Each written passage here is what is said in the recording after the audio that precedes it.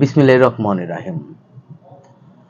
Europe, America, Germany, France, Netherland, Finland বা Australia বা এশিয়ানভুক্ত দেশগুলোতে যদি দেখেন যে কম্বোডিয়া, থাইল্যান্ড, মালয়েশিয়া, এই রাষ্ট্রগুলো বেশিরভাগ ক্ষেত্রে ইউরোপ এখন এনার্জি পাওয়ারের জন্য পাগল হয়ে যাচ্ছে। তাদের যে অর্থনৈতিক চিপ উৎপাদন, বেশি চিপ উৎপাদন হয় হলো চায়না এবং আপনার ইয়েতে, কিন্তু তারপরে ইউরোপীয় গুলোতে এগুলো পোষায়, কিন্তু বর্তমানে যে যুদ্ধের কারণে চিপ এই আপে পোষাতে পারতেছে না। যদি চিপ না বসায়, ধরেন আপনার মোবাইলে একটা চিপ থাকে, প্রত্যেকে যেমন আপনার কম্পিউটারে একটা চিপস থাকে, এই চিপগুলো আপনার যাইতে পারতেছে না, সেই জন্য বিজনেস অর্থনীতি ইউরোপের বিজনেস গুলো আপনার ধস নেমে গেছে। অনেকে ভাবছিল যে ইউরোপের হয়তো কিছু হবে না, কিন্তু গত 18 দিন ইউরোপ যদি যুদ্ধ না করে তারপরে তারা যুদ্ধে ফাইসা গেছে। দেখেন আপনার ভেনেজুয়েলা আপনার যখন আক্রমণ করলো এবং ভেনেজুয়েলার প্রেসিডেন্টকে তুলে আনলো, তখন করলো আপনার আমেরিকারা রাস্তায় নামে নাই, যে বলে নাই যে স্টপ দ্য ওয়ার।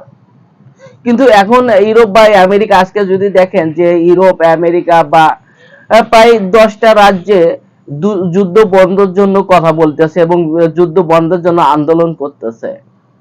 কারণ আপনার প্রত্যেকটা জায়গায় একমাত্র বাংলাদেশের মাননীয় প্রধানমন্ত্রীর দূরদর্শিতার নেতৃত্বের কারণে আপনার তেল বা এগুলো বন্ধ হয় নাই।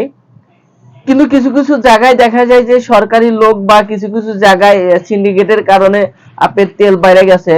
কিন্তু অন্যান্য জায়গায় আপনি যদি আমেরিকায় দেখেন, যে ইউরোপে যদি দেখেন, এখানে আপনার তেলের দাম বাইরে যাচ্ছে, এই যে খরচ বাইরে যাচ্ছে, যে খরচগুলো মানুষ, শুধু তাই নাই, আমেরিকার আপনার ভিয়েতনামের যুদ্ধের পরে যে মানুষগুলো মারা যায় নাই, তার চাইতে বেশি মানুষ মারা গেছে হলো আপনার গত কয়েকদিনে, 28 দিনে। এই 28 দিনের যুদ্ধে আমেরিকার যে ক্ষতি হয়েছে, যেটা ভিয়েতনামের যুদ্ধেও হয় নাই।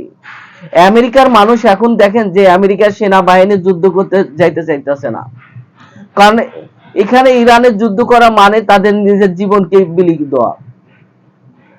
এই যে আমেরিকার ভিতর যে দ্বন্দ্ব ফুটে উঠছে এবং আমেরিকার বিরোধী দল যা আন্দোলন করতেছে, আমেরিকা শুধু আমেরিকার ভিতরে সীমাবদ্ধ নাই, ইউরোপে France, Germany, Italy, Netherland, Finland, তারাও কুল আপনি দেখা যায় যে এখানে আপনার তাদের যে অর্থনৈতিক কুল ভেঙ্গা পড়তেছে। এখন যদি এই রাষ্ট্রগুলোর অর্থনৈতিক ভেঙ্গা পড়ে, যদি আপনার তাহলে কুল আপনার গ্যাসই যদি না থাকে, তেলই যদি না থাকে, তাহলে আপনার এই যে কারখানা বা এই যে আপনার অফিস ঘাট এগুলো চালাবে কিভাবে? এইগুলোতে চালাতে গেলে তো প্রথম প্রয়োজন হলো আপনার গ্যাস, তেল। এনার্জি সেক্টর এখন ইউরোপ বলতেছে, শুধু বলতেছে এনার্জি সেক্টর গুলো আপনার কেন উন্নত করা হলো না, এনার্জি সেক্টর গুলো জন্য পাগল হয়ে গেছে। আপনি জার্মানি দেখেন, জার্মানি কথা বলতে, জার্মানি কি বলতেছে যে এই যুদ্ধটা সম্পূর্ণ অবৈধ। ব্রিটেন কল অলরেডি বলে ফেলাইছে যে এই যুদ্ধ অবৈধ। যেখানে জার্মানিরা যে কোনো বিষয়ে আমেরিকার সাথে একমত হয়, অর্থাৎ আমেরিকার সাথে জার্মানিরা একমত হয় কেন? অর্থাৎ দ্বিতীয় বিশ্বযুদ্ধের সময় যখন পরাজিত হয়, এখানে জার্মানির সাথে আমেরিকার সাথে একটা চুক্তি আছে, জার্মানি, ফ্রান্স বা ব্রিটিশদের সাথে একটা চুক্তি আছে। এই চুক্তি, অর্থাৎ এই চুক্তিটা যতদিন জার্মানি রাষ্ট্র থাকবে এবং আমেরিকা পরাশক্তি থাকবে, ততদিন এই আমেরিকাকে আপনার ক্ষতিপূরণ দিতে হবে। তাদের সৈন্য মারা গেছে দ্বিতীয় বিশ্বযুদ্ধের সময়, এই যে ক্ষয়ক্ষতি হয়েছে, এই হিসাবে যতদিন জার্মানি থাকবে ততদিন ইসরায়েল এবং আমেরিকাকে আপনার জার্মানি, এই আপনার ফ্রান্স বা ব্রিটিশ, এরা গুলো আপনার দেয়, ক্ষতিপূরণ দেয় এবং তাদের বিপক্ষে যাওয়া যাবে না।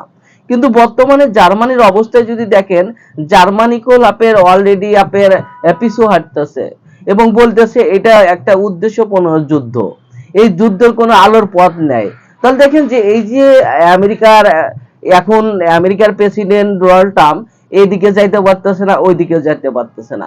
এখন যদি যুদ্ধের থেকে পিছু হাঁটে, সেই ক্ষেত্রে দেখা সেনাবাহিনীর মধ্যে হলো একটা অসন্তোষ সৃষ্টি হবে, এখানে যুদ্ধ থেকে বাহির হবে। অন্যদিকে ইসরায়েল কখনোই আমেরিকাকে যুদ্ধ থেকে বাহির হতে দিবে না। আমেরিকা যদি ইচ্ছাও যদি করে যে যুদ্ধ থেকে বাহির হবো, কিন্তু ইচ্ছা করলে কোল আপনি যুদ্ধ থেকে বাহির হতে পারবে না।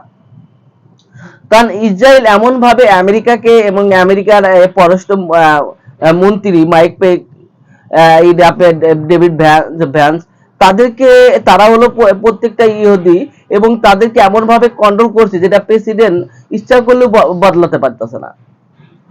তাহলে দেখেন যে আগামীতে কতটা সংকট তৈরি হতেছে।